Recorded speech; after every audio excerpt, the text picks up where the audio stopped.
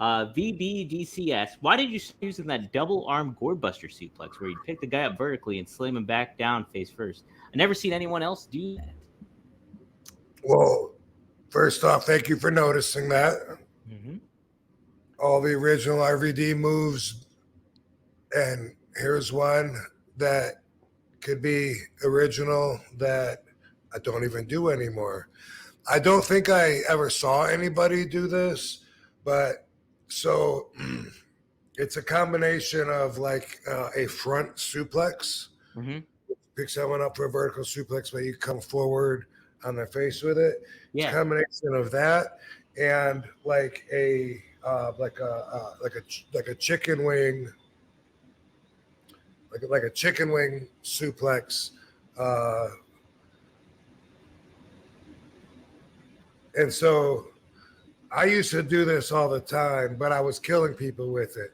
You know, I would hook their arms like a chicken wing, not Like pedigree? with them over their head. Yeah, like a pedigree, not like back, not like my chest to their back, Right. but like they're bent down and I use that chicken wing to pick them up, and then instead of going backwards, I would go frontwards, and everyone that I did that to would get fucked up. Oh, really? So that was one of the reasons. Like very few people would. Sometimes they were uncomfortable. They would stick their knee forward to break their fall, and they would land on their knee. Ooh. Or you know, I would like kind of like throw them at the end so that they could take care of themselves. But most people were very uncomfortable with that. When I would pick them back up, their legs would all split and go everywhere. So it was a bit sloppy. I have other moves like that too, like a side power bomb that I would do to legitimately take control over someone. But in a match, maybe it's out of my realm. But the guy's down there, pick him up and step out of it and slam him down. I used to kill people with that, so I quit doing it. And the real reason that I gave up that front chicken wing gourd buster gimmick is because when I went to WWE, I thought that maybe it was too much like Triple H's move. Okay. Yeah. To me, it looked like a better version of it. And so I thought for those reasons that I probably shouldn't do it, because he's got the guy hooked the same way and he's just kind of going down. I'm picking the guy all the way up and then like bringing him down. So in my mind, I was thinking it's like a more like maybe he would think that I'm doing an extreme version of his move, even though I've been doing it for years and done in Japan and stuff. But that's why I gave it up, because I thought I didn't want it to be confused with someone else's arsenal in a way that could affect any boundary issues. Right. You didn't want to cause any unneeded tension for no reason that wasn't just circumstantial or anything. Yeah, the fact that most people, when they would land, would somehow get fucked up, were enough reason for me to say, I got enough other moves. Yeah. So I'll follow up with this too. So if something like that happens, like a move, you deliver a move to somebody and it does like, oh man, I got fucked up from that.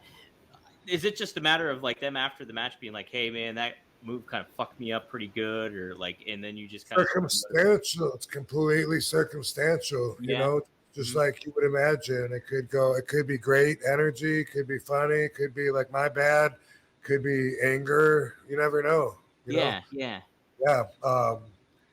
I some of the way the style is now, it's like I've had someone try to do a move to me, and it was so damn confusing to me. Him trying to explain to me how I was supposed to take this move. I go like I'm going to hip toss, but then I reach down here between your legs and I grab this arm and I pull it around here.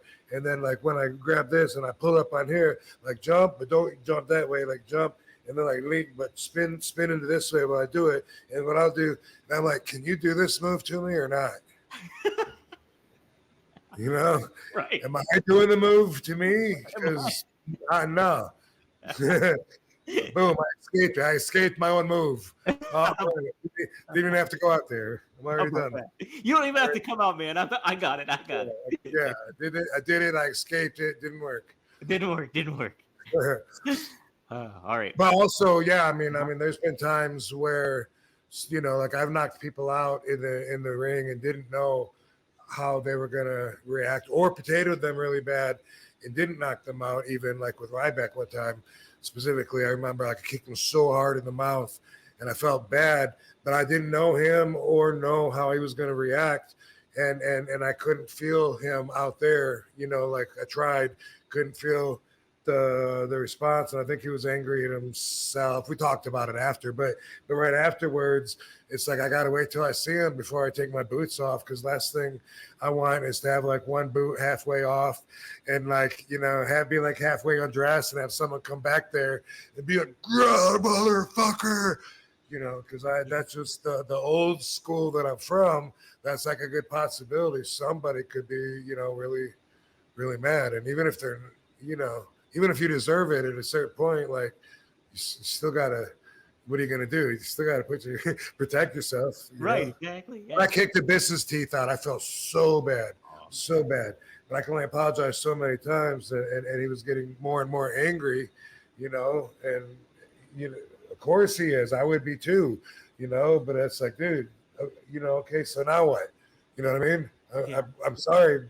It's the nicest guy ever too. So that's why I definitely that made me feel extra bad, and I'd never done that before. And I didn't even know that I did. I couldn't even tell. But bam, didn't even know with that back kick out of the corner, and then it was a while. Several weeks later, I did the exact same thing to Ryback, and that's why I was like, "Fuck," like that's where as as an artist, as a worker, even, where I have to like be my own worst critic and beat the shit out of myself and be like, okay, that can't happen again. Like you lazy, get your fucking eyes on your opponent, spin your head back, go back to first grade fucking martial arts. What are you doing? Because you get after a while into a flow and your timing, and so it's easy to get into a rhythm that's a little more lazy, and you really need all the effort and execution behind it in a way that being lazy and going with the flow doesn't accommodate. And the same thing for jumping up to the top rope. It takes everything. Can't just be like, boom, all right, now I'm gonna go to the top. Because sometimes, I might get tripped up or something. And it's like, boom, commitment. Gotta be committed to each move. That's right. But anyway, they've been cool about it though. They've been cool about it. And I knocked out, some guys. I knocked out One Man Gang. I knocked out Jungle Jim Steele. Knocked out Matt Stryker. Quite a few people, but I always I always feel uncomfortable afterwards until we're able to have some words. Right. And it's that balance of things, because obviously, like, it's not ballet, but it's also, you still got to feel it. Sometimes you'll feel bad about it nonetheless. Of course, yeah. I mean, and some people, it's just their business. It's just their policy is just to put you in check. Like a Pitbull Anthony, he'd be like, "That's okay as long as you didn't do it on purpose. You didn't do it on purpose, right?" Yeah. Look at you real straight and be like, "Okay, then, yeah." And it's not just him, but there's a lot of people that's their response, and so that's a way of the wrestler. Yep.